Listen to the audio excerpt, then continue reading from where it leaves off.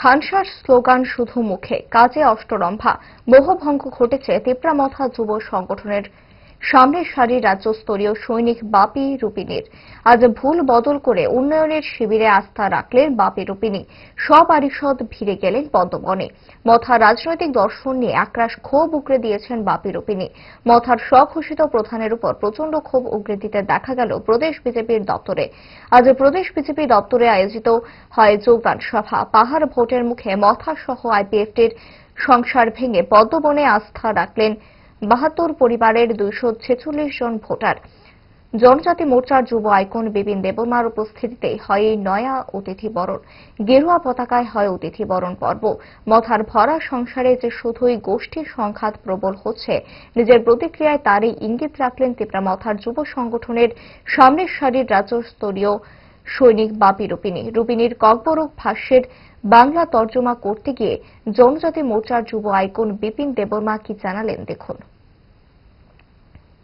থেকে যিনি দিল্লি অব্দি পায়ে হেঁটে যে দিল্লি পেদল যাত্রা, এই অনুষ্ঠানকে উনি অংশগ্রহণ করেছেন দিল্লিতে, কিন্তু উনার মধ্যে যে বক্তব্যগুলো ওখানে উঠে এসছে, অনেকটা বিষয় যে মুখে একরকম কিন্তু ভিতরে একরকম।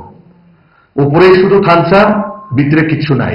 ভিতরে নিজেরার মধ্যে ঝগড়া, নিজেরার মধ্যে মানে আলাদা গ্রুপ করে যে মহারাজার সামনে সবাই গিয়া সুন্দর সব ঠিক আছে, কিন্তু নিচের গ্রাউন্ড লেভেলে নিজেরার মধ্যে লড়াই। এবং ৫ বছরে এই দেশের মধ্যে তেমন কোনো ডেভেলপমেন্ট হয়নি। এবং সে ওইটাকে দেখে মানে হতাশা হয়ে উনি দেখছেন যে ভারতীয় জনতা পার্টির যে সরকার, মোদী মানিক শাহ নেতৃত্বে যে সরকার, এই সরকারই একমাত্র যে জনজাতিদের জন্য কাজ করছেন এবং বিনা আন্দোলনে বিনা দাবিতে এডিসি এলাকা ডেভেলপমেন্ট হচ্ছেন রাজ্য সরকারের মাধ্যমে।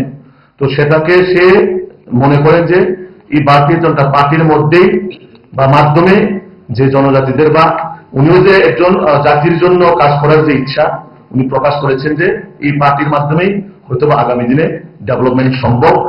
নতুবা এই যারা জাতির নামে, নিজের সমাজের নামে যারা রাজনীতি বা পলিটিক্স গঠন করে, সেটা শুধু খাওয়ার নামে, শুধু দুর্নীতি করার জন্য এই পার্টি কাজের কাজ কিচ্ছুই না, উন্নয়নের জন্য কিচ্ছুই না। তাই সেটাকে বিশ্বাস করেই আজকে ভারতীয় জনতা পার্টিতে উনি জয়েন করেছেন।